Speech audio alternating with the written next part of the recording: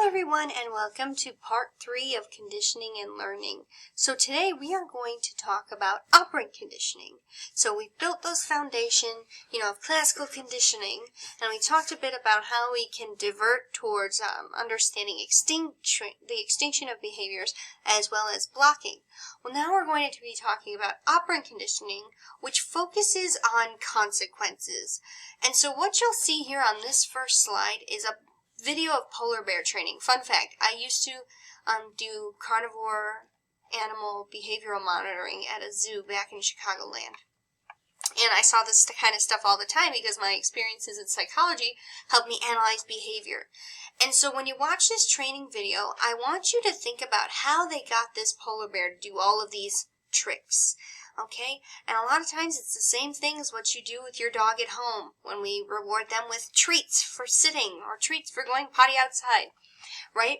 That's what we're going to talk about with operant conditioning, learning through consequences, and the same thing can be done with people. Now, as you may or may not recall, this has a lot to do with B.F. Skinner. Operant conditioning, B.F. Skinner was a radical behaviorist. He believed, he was like, give me any child and I will make them a doctor, a robber, a chef, a lawyer, whatever you want them to be. He was very determined in his beliefs. So operant conditioning occurs when a behavior is associated with a significant event. So you may see this picture often and hear of the Skinner box.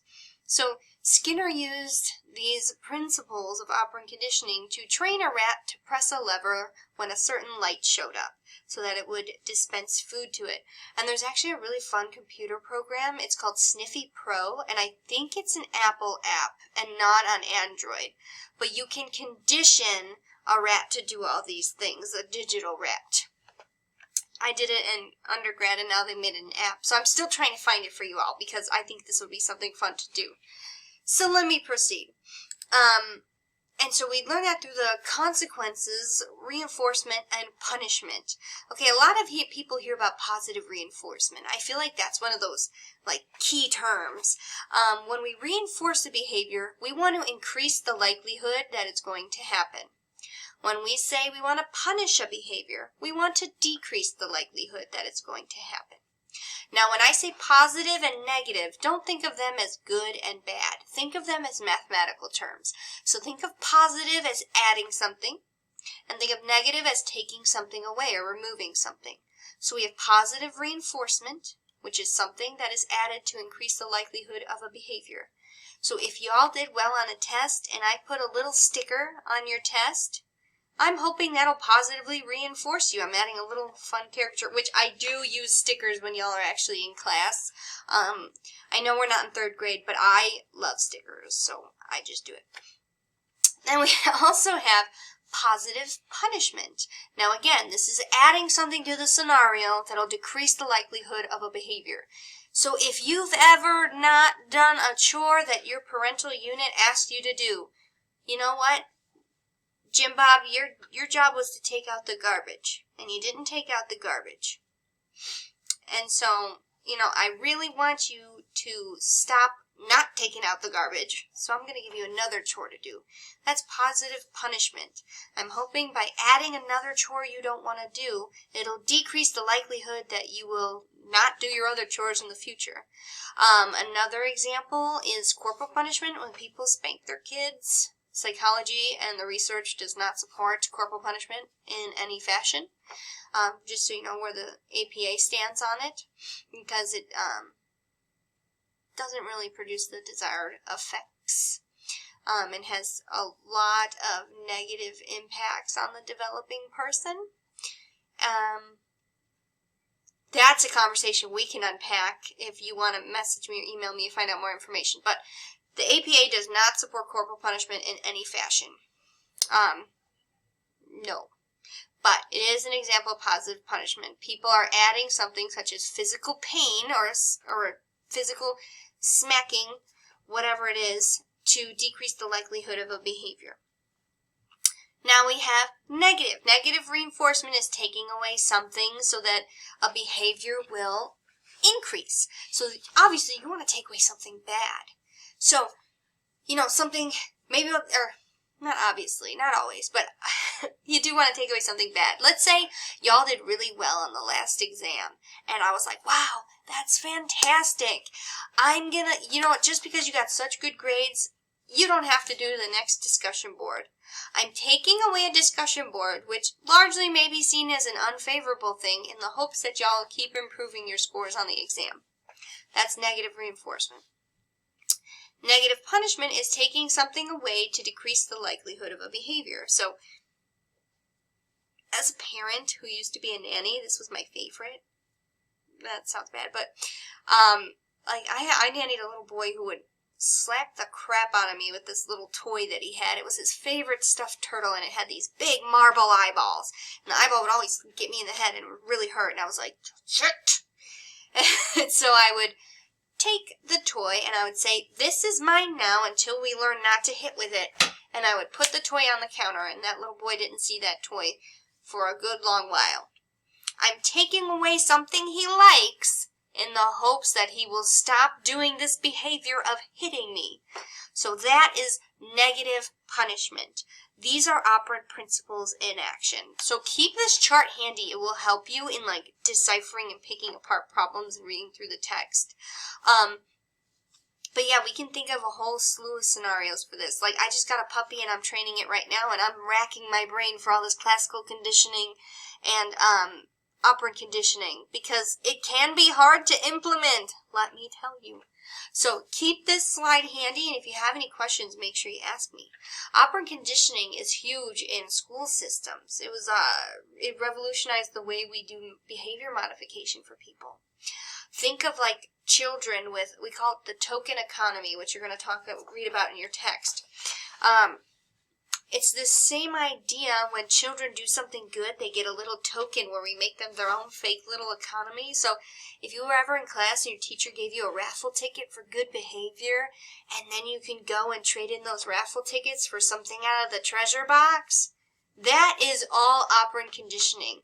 It's reinforcing your good behaviors by giving you something and giving you a higher goal of cashing it in later. A lot of these things are very useful. Very, very useful.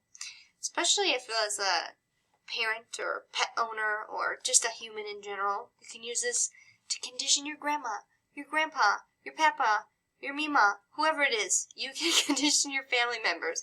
It's not always evil. It sounds manipulative, but sometimes it works in your favor. So with that being said, how might you use this in your own life? How has operant conditioning been used on you in the past? Did you ever get, like my sister and I always got punished for fighting by being forced to sit on the couch together and hold hands?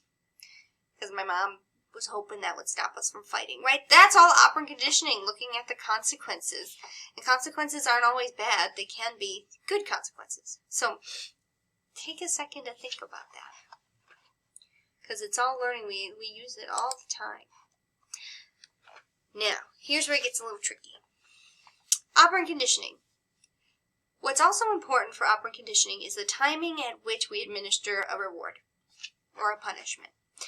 So when we talk about a reinforcement schedule, let's just talk strictly of reinforcement. So we want a behavior to continue. We find that the timing and the amount of times after a behavior has occurred is very important for ingraining that behavior. I'm not going to tell my dog to sit. It sits one time, I give it a treat, and it's learned the behavior. Right? No. There's a whole schedule we have to do. We have to repeat it. Now, a continuous schedule is when you give someone something for a 1-to-1 ratio. Each time you sit, I will give you a treat, dog. So your dog sits, you give it a treat. Sit, you give it a treat. Every single time. Now, this is good for learning the behavior fast. But if you miss a reinforcement, it may cause the behavior to decline. So we have other reinforcement schedules we use. Now, fixed just means set. There is a set amount of time or a set number of times a behavior can occur by which we'll reinforce it. Variable means it changes. Okay? And when we say interval, we're talking about a passage of time. And when we say ratio, we are talking about a number of responses. So let me start with what I think is the easiest and then work our way to the other more difficult ones. So a fixed ratio schedule of reinforcement. is delivered after a predictable number of responses. This is like factory work or a sales commission. Hey, if you sell 5 cars, you get 10% commission. That's the word I'm looking for. 10% commission. You have a fixed ratio. You know you have to sell 5 to get that 10%. Or if you're working in a factory, you have to assemble 200 watches to get paid $100. So you know you have 200 watches to make to get paid $100, right? This has a high response rate. All right, and this is piecework. I like the examples they use here. Piecework, factory worker getting paid for every X number of items manufactured. You know that you have to get this set number of items before you get the reward. You know it's coming, so it's very predictable. Variable ratio, the amount of times after which you have to do a behavior and you will be reinforced is not known. So think of gambling or a slot machine. So the behavior here in question is putting your money in and pulling the handlebar in the slot machine with gambling, or putting your money into the Walmart lotto machine and clicking up the little dollar scratchies, right? You don't know how many responses it's going to take to get a winner. So you're going to keep doing the behavior. That's a variable ratio, and it's the most addictive. It has a high and steady response rate. So this is what contributes to gambling issues, because people say, oh, I feel so close. Oh, I'm almost there. Because inevitably they've been reinforced on a varying schedule. So they feel like that win is coming. And when it comes, they're like, yes, I did it. I won. So this is a very good schedule of reinforcement. Now with the interval, a fixed interval, the reinforcement is delivered at predictable time intervals. So after 5, 10, 15, 20 minutes is an example.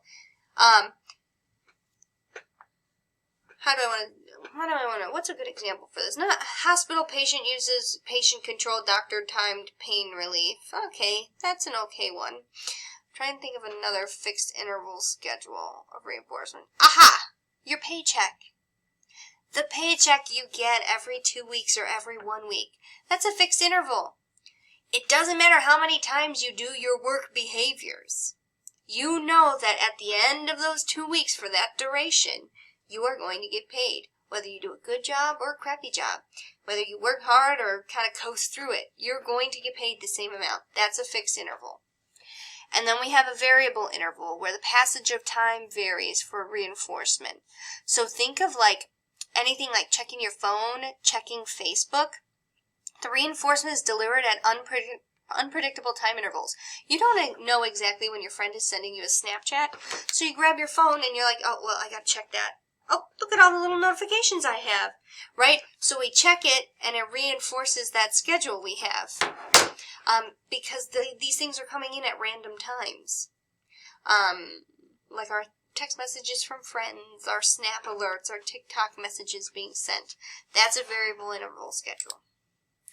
So 3 things to know about operant conditioning. I don't know what I meant by the first numbers. Just scratch that. I gotta take that out. Operant conditioning involves choice. So unlike classical conditioning, you can think about the consequences of the action. Like there's still more of a free will component that classical conditioning doesn't really emphasize, and it's kind of hard because it's like learning outside of your awareness. But operant conditioning involves more choice, and reinforcers are not made equal. We have primary reinforcers that are reinforcing in and of themselves, and secondary reinforcers. Primary reinforcers are things like food, sex, drink. They sate like biological needs. Secondary reinforcers are things like money. In and of itself, money is not rewarding, but we've learned to associate it with acquiring primary reinforcers. So secondary reinforcers work as well, but it just depends on the person that you are, trying to help modify their behavior. If I have a college student who still loves getting stickers on their test, I'm going to give them stickers on their test. And if they don't like it, it's not going to reinforce their behavior. They're just going to be like, what are you doing? This is silliness, right? And the last thing is observational learning. So basically we learn through observing others, or social learning theory. So there are 4 parts: attention, retention, reproduction, and motivation. So when someone is learning something through watching another person, it has to draw their attention. They have to be able to recall that event at a later time. They have to have the ability to reproduce it and the motivation to do so. So this picture, it's kind of blurred out, but it's a little boy. You can see his head right there, watching his family play like sand football. So Americana, right? This football game has his attention. He's retaining the rules. He's watching. And, he's waiting for the opportunity to reproduce the behaviors that he's learning. And once he's motivated enough to do so, maybe he sees how much fun they're having, maybe they invite him in, he's going to replicate that behavior. That's what observational learning is looking at. How do we watch people with whom we identify and how they behave? And really rather closely, a lot of what we learn concerning gender roles, for example, and gender norms is learned through our parental units. So here I have a video of Bandura's Bobo doll experiment, which is really interesting to see how children are modeled aggression in media. I highly recommend you check that out. And lastly, here are the classical conditioning practice questions. Because there will be questions like this on your next exam. So make sure you can answer these questions. And if you want the answers or want me to go through them with you, I would be more than happy to. Just write me an email. As always, I hope y'all have a great week, and let me know if you have any questions.